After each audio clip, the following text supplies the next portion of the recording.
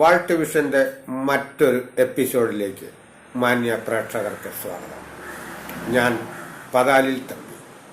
വളരെ നാളുകൾക്കാണ് ഒരു വീഡിയോയുമായി നിങ്ങളുടെ മുൻപിൽ ഞാൻ എത്തുന്നത്. ഈ വീഡിയോയുടെ തമ്പനെയിലിൽ പറഞ്ഞിരിക്കുന്നത് ഇസ്രയേലും ഹമാസും തമ്മിലുണ്ടായ ഘോര യുദ്ധത്തെ പറ്റിയാണ്. തട്ടിക്കൊണ്ടുപോയി കുറെ ആളുകളെ ബന്ദിയാക്കിക്കൊണ്ട് സമ്മർദ്ദ തന്ത്രം നടത്തുക എന്നുള്ളത് പണ്ട് മുതലേ നടത്തി വരുന്ന ഒരു കാര്യമാണ്. ഇത് രാജ്യങ്ങൾ തമ്മിലായാലും വ്യക്തികൾ തമ്മിലായാലും ഇത് നടന്നു വരുന്നുണ്ട്. കുറെ ആളുകളെ തട്ടിക്കൊണ്ടുപോവുക, എന്നിട്ട് അവരുടെ ആവശ്യങ്ങൾ ഉന്നയിക്കുക. ഈ ആവശ്യങ്ങൾ ഉന്നയിച്ചു കഴിയുമ്പോൾ എതിർകക്ഷികൾ അത് അംഗീകരിച്ചു കൊടുക്കുകയും ബന്ദികളെ വിട്ടുകൊടുക്കുകയും ചെയ്യുന്ന രീതിയാണ് ഈ ബന്ദി നാടകം. നമ്മുടെ രാജ്യത്ത് നിന്നും കാണ്ഡഹാറിലേക്ക് എയർ ഇന്ത്യയുടെ പ്ലെയിൻ തട്ടിക്കൊണ്ടുപോയ വിവരങ്ങൾ നാം ആരും മറന്നിട്ടുണ്ടാവുകയില്ല. നമ്മുടെ രാജ്യത്ത് നിന്നും കാണ്ഡഹാറിലേക്ക് എയർ ഇന്ത്യയുടെ പ്ലെയിൻ തട്ടിക്കൊണ്ടുപോയി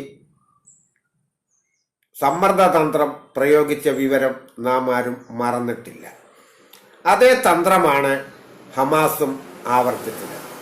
ഒരു രാജ്യത്ത് നിന്നും കുറെ ആളുകളെ തട്ടിക്കൊണ്ടുപോയിട്ട് അവരെ വിട്ടുതരണമെങ്കിൽ ഞങ്ങൾക്ക് ഇന്ന കാര്യം സാധിച്ചു തരണം, അല്ലെങ്കിൽ ഞങ്ങൾ ഇവരെ കൊന്നുകളയും എന്ന് ഭീഷണിപ്പെടുത്തുന്നത് ഒരു സാധാരണ രീതിയാണ്. എന്നാൽ ശക്തരായ ഇസ്രയേലിന്റെ അടുത്ത് ഹമാസിന്റെ ഈ തന്ത്രങ്ങൾ വിലപ്പോയില്ല.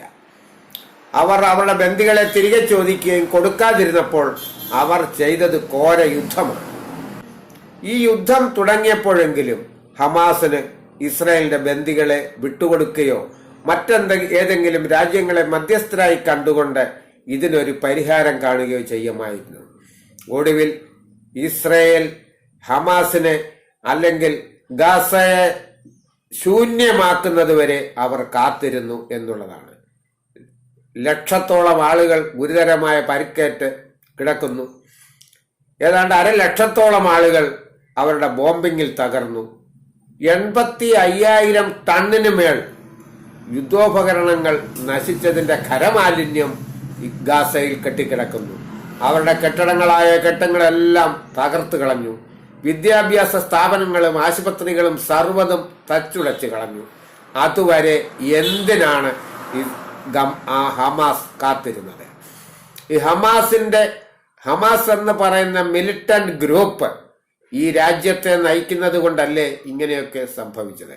ഇത് ഒരു രാജ്യത്തിന്റെ കഥയല്ല. മിക്ക രാജ്യങ്ങളിലും മിലിറ്റന്റ് ഗ്രൂപ്പുകളാണ് ആ രാജ്യത്തെ ആഭ്യന്തര കാര്യങ്ങൾ നിയന്ത്രിക്കുന്നത്.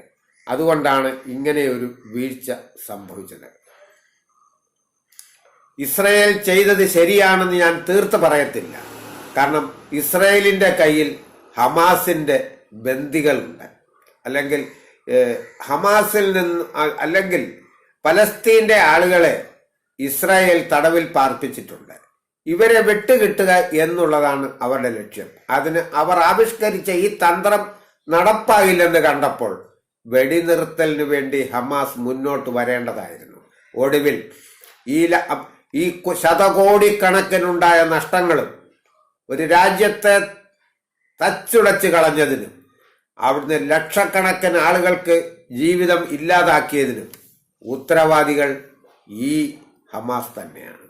ഓർക്കുക, ഇതുപോലുള്ള മിലിറ്റന്റ് ഗ്രൂപ്പുകൾ ഒരു രാജ്യത്ത് ആധിപത്യം സ്ഥാപിച്ചാൽ ആ രാജ്യം നശിച്ച് നാറാണക്കല്ലാകും എന്നുള്ളതിന്റെ തെളിവാണ് ഗാസയിലെ ശൂന്യത. ഇത് മനസ്സിലാക്കേണ്ടത് ഈ ലോകത്തിന്റെ ആവശ്യമാണ്.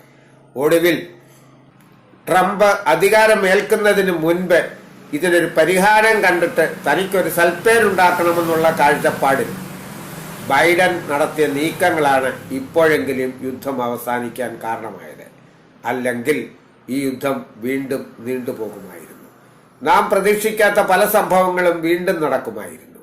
ഇതിനൊരു അറുതി വരുത്താൻ ഇപ്പോഴെങ്കിലും സാധിച്ചതിൽ നമുക്ക് ആശ്വസിക്കാം. അതോടൊപ്പം ഇതുപോലുള്ള മിലിറ്റന്റ് ഗ്രൂപ്പുകളെ ഏതൊരു രാജ്യത്താണെങ്കിലും അവിടെ നിന്നും ഉന്മൂലനം ചെയ്തിട്ട് രാജ്യത്ത് സ്വസ്ഥമായ ഭരണം കാഴ്ചവെക്കേണ്ടത് ഭരണാധികാരികളുടെ കടമയാണ്. ഇത് ലോകം മുഴുവൻ ഒരു പാഠമായി കരുതേണ്ടതാണ്.